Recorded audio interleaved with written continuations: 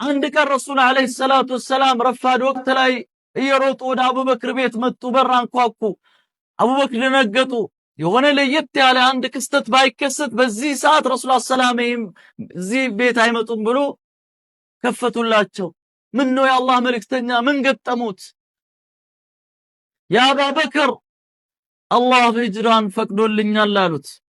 ያ ረሱላህ አስሱህባ እንደው ከርሶ ጋር ልውጣ ብሎ ለመኗቸው አቡበክር። አዎ ከኔ ጋር የምትወጣ بكى أبو بكر رضي الله عنه بكاء شديدا እጅግ በጣም አለቀሱ አቡ በክር። እናታችን አይሻ እኔ በደስታ ሰው እንዲህ ሲያነክስ ለመጀመሪያ ጊዜ ነው በህይወቴ የማየው አሉ። በደስታ هذا هو الحب.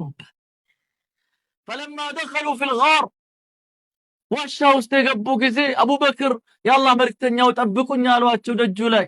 እሳቸው ዋሻ ውስጥ ገቡ። ያሉ ጉድጓዶችን በድንጋይ በሆነ ነገር ሁላ ዘጋጉት። ከዛ አንዲት ጉድጓድ ቀረች። ልብስም ቀዳዶ ወጥፎ አንድ ጉድጓድ ቀረች። ግቡ አሉ የአላህ መልእክተኛ። ደክሟቸው ነበር ገቡ። ረሱል አለይሂ ሰላቱ ወሰላም فنام على فخذ ابي بكر رضي الله عنه ታፋቸው ላይ ጋደም አሉ። እንቅልፍ ወሰዳቸው። ያቺ በቀረችው ጉድጓድ ላይ አቡበክር እግራቸውን ወተፉ። لماذا የሆነች ነገር ከዛ ወጣ ነብዩን አዛ እንዳታደርጋቸው ነው። ትንሽ እንደቆዩ ጊንጥ መታ ነደፈቻቸው። فصبر ታገሱ። በጣም አመማቸው። ከዓይናቸው ላይ እንባ ጠብ አለ። የት ላይ على وجه المصطفى على وجه الشريفة በተከበረው በነብዩ ፊት ላይ እንባቸው ጠብ ስትል ነቁ ረሱል አለይሂ ሰላቱ ሰላም። ماذا بك يا أبا بكر من نكالوت የሆነች ነገር ነድፋኛለች። እግራቸው ሲያወጡ ደም በደም ሆነዋል። فمسح صلى الله عليه وسلم على الجرح فعادت كما لم تكن من قبل. አበሱ ረሱል አለይሂ ሰላቱ ወሰላም እዛች ቦታ ላይ ምንም ነገር አንድም ቁስል እንዳልነበረ ነው የሆነ። ወዲያው ነው ሄዳ ነው። هذا هو الحب الحقيقي.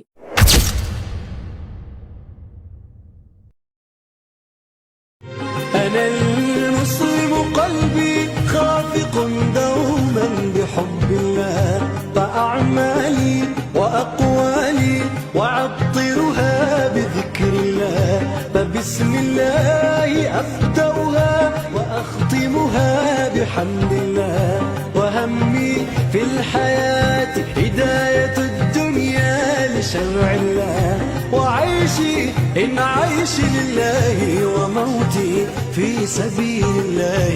أنا المسلم أنا المسلم أنا المسلم. ወላሂ እስኪ ዛሬ ሸይጣንን አሸንፋችሁ ይህን ቪዲዮ ወይ 3 ወይ 5 ኮፒ ሊንክ አድርጋችሁ ቁርአን ብዙ ሙስሊሞች ጋር እንዲደርስ አድርጉ። سيقولون لله فقل أنا تسحرون قل لمن الأرض ومن فيها إن كنتم تعلمون سيقولون لله قل أفلا تذكرون قل من رب السماوات. رمضان عند ጀምሮ እስከ ረመዳን ስንት ነው 15 ነው ምናምን እፍ ስትሉ ነበር ቲክቶክ ላይ እፍ እከፍ እና ተስቢህን በሉ እላለሁ። ዚክርን በደንብ ነው ይበሉ። ሸይጣን ይወል በጣም ሲስተማቲክ ነው። ወታደሮች አሉት ማደሪያዎቹ ናቸው። ከረመዳን በፊት ስራ ሰጥቷቸው ነው የሚሄደው። እና የሚያሳዝነው እኛ መሸወዳችን ቀላል በሉን እንዴ ያ ሐቢቢ ያራዳውን እንጂ ነቃበል። አላህ ያለው ሰብህ እስመ ረቢከ ተስቢህ አድርጋለ። ለምን ተስቢህ? ምክንያቱም ይወል ረሱሉን ሲሳደቡ አንተም ስትሳደብ ምናምን ልብ ይቆሽሻል፣ አፍ ይቆሽሻል። ተስቢህ ምላስን ያጠራል፣ አእምሮን ያጸዳል፣ ልብን ያጸዳል። ንጹህ ትሆናለህ። የገባ ቆሻሻ አለ በተስቢህ መጽዳት ያለበት። ከዛ ምን ማድረግ አለብን? እሱ በጋራ እንማከራለን። እሱ ጥበባው ያካሄድ እንሄዳለን፣ ህግ ያካሄድ እንሄዳለን። ነገር ግን ከቆሸሸ ጋር ሁሉ ካልቆሸሽና ይባላል። እሱ ዲንም አይደለም። ተስቢህ አርግ ያ ሐቢቢ።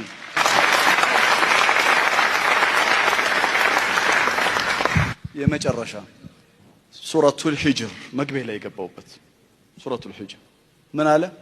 ወለቀድ ነዕለሙ አነከ የዲቁ ሰድሩከ ቢማ የቁሉን ሲጀምር ኢና ከፈይናከ ልሙስተህዚኢን አንተ ላይ የሚያሾፍ ያ ረቢ አላህ ይህን ቪዲዮ ሼር ያላደረገውን ሰው ማለት ነው የሰማዩን አደጋ የምድር አደጋ በሽታ ስቃይ የተባለ ሁሉ ያ አላህ አንሰለት ከለው ያ ሼር ያደረገው ደግሞ ጀነትን ወፍቆ ያለው በነብዩ ሰለላሁ ዐለይሂ ወሰለም ላይ ሰለዋት የሚያደርግ አንደበት ብፁዕ አንደበት ነው። በነብዩ ሰለላሁ ዐለይሂ ወሰለም ላይ ሰለዋት የሚያደርግ አንደበት የተባረከ አንደበት ነው። ፈድሉላህ ያገኘ አንደበት ነው። ነብዩ ሰለላሁ ዐለይሂ ወሰለም በልቡ ያኖረ በልቡ ያፈቀረ ልቦና ፈድሉላህ የአላህ ፈድል ያገኘ። አንድ ሰው ስጁድ ላይ ወድቆ ይሰግዳል። ልክ እየሰገደ ያለ አንድ ሌላ ሰው ይመጣና አንገቱ ላይ እግሩን ጫነበት። በጣም መጥፎ ሰው ነው ማለት ነው። ስጁድ ላይ ያለን ሰው አንገቱ ሰውየው ስጁድ ላይ እንዳለ ምን አለ? እግርህን አንሳልኝ ወላሂ ላ የግፊሩ ላሁ ለክ አለ። አላህ አንተንማ ጭራሽ አይምርህም አለ። ተገቢ ይመስላል። ግን ይችን እንደ ኩራት አላህ እያት በዘመኑ ለሚገኝ ነቢይ አላህ ወህይ ያወረደ ዋሽተሃል በል አላህ የማይምረው አንተን ነው። ከሊማ ቀሲራ እኮ ነች። በጣም የረሳነው አለ ምላችሁ ለዛ ተራቃለ ይመስል እውነትም እንደ ሰውየው ጥፋት ይገባዋል የምትለው ማን አንተ በኔ የምትብለው ለማረው አልምረው አንተ ምን አሳወቀ? ليس لك من الامر شيء አንተ እዚህ ጉዳይ ውስጥ ምን ከተተ? ከሊማ እኮ ነች። إذا قال الرجل هلك الناس ይላሉ ነብዩ ሰለላሁ ዐለይሂ ወሰለም አንድ ሰው ሰዎቹ ጠፋ ያለቀን ጠፉ ያለቀን فهو አሉ አህለከሁም ጥፋትን የፈረደባቸው እሱ ነው አልጠፉም እነሱ። በሌላ ሐዲስ ላይ فهو أهلكهم أفعل التفضيل አድርገው በጣም የጠፋው እሱ ነው አሉ። ከሰው ጠፋ ጠመመ ያለ ሰው ሲጠም ነው እሱ ወይም አላህ ጥመትን ሲያላብሰው ሙእሚን ራሱን ነው መግቢያን የታቀው ነገር ታፔላ ሰጭማን ነው አንተን አላህ ያደረገ። አረብ ሀገር ላይ ከባዱ ውንብድና ነው የሚሰራው። ሴቶቹን ያለ አባት ፍቃድ ሊያገቧቸው ሲፈልጉ ምን ይሏቸዋል? ደጋግመው የሚጠይቁት ጥያቄ ስለሆነ ነው። ሴቷ ትደውላለች፣ አባቴ ሽርክ ይሰራል ቀጥ ይላታለሁ ስለማቀው ነገሩ። ሰላትም ያዝ ለቀቅ ነው። እሺ እና ሌላ ሰው ኒካህ ሊያስረኝ ይችላል ወይ ሳታማኸኝ ብላኝ ይባላል አይደል?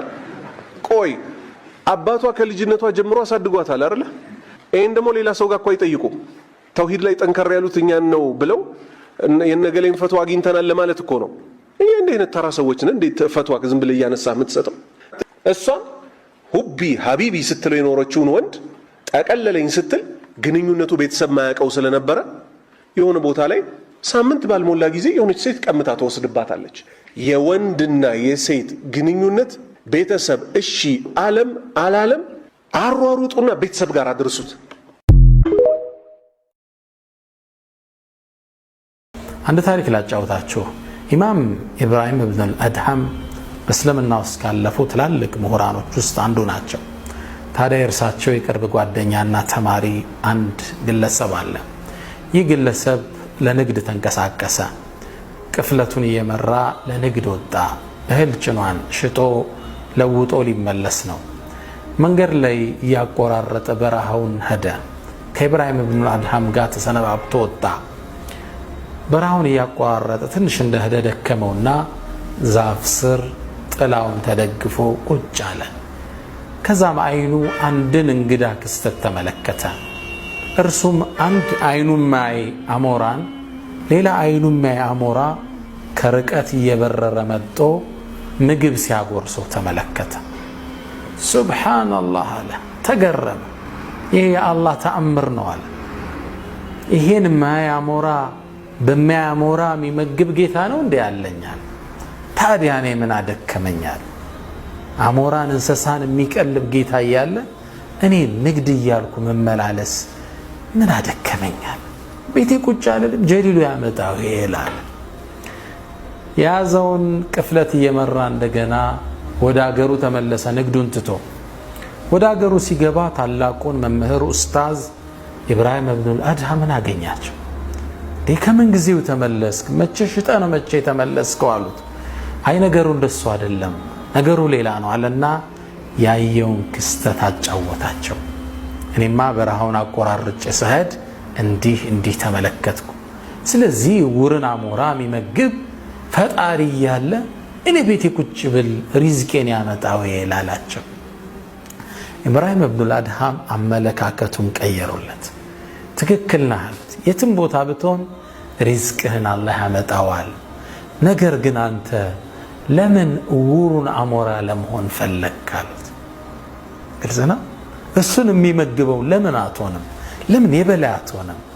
ለምን ሰው የሚመጸወትብህ ለመሆን መረጥክ? ለምን ከላይ አትሆንም? ከታች ለመሆን መረጥክ አሉት። ግለሰቡ አስተሳሰቡን ቀየረ። በጣም ተነካ። ግንባራቸውን መጥቶ ሳም አደረገና ኡስታዜ ወይ አላህ ያቆያችሁ አላቸው። ወንድማችን እዚህ አንድ ጥያቄ ይጠይቃል። ምን ይላል? አትለፈኝ ሁሲ፣ ሚስቴን ተባብሬ መጾም እችላለሁ ወይ? ቀባ አለባት፣ በአላህ አትለፈኝ ይላል። ይሄ ነው ፍቅር ማለት።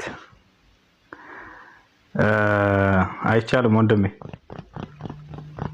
ሚስትህን አግዘህ ቀባ መጾም አትችልም። በህይወት እስካለች ድረስ እርሷ መጾም እስከቻለች ድረስ ራሷ ነች ቀባን መወጣት ያለባት። ብትሞት ኖሮ ያኔ እሷ ያለባት ቀባ ካለ መጾም ትችል ነበር የዛኔ። ነገር ግን በህይወት እስካለች ድረስ ራሷ ነች የምታወጣው። አላህ ፍቅራችሁን ይጨምርላችሁ። ሰላም አለይኩም።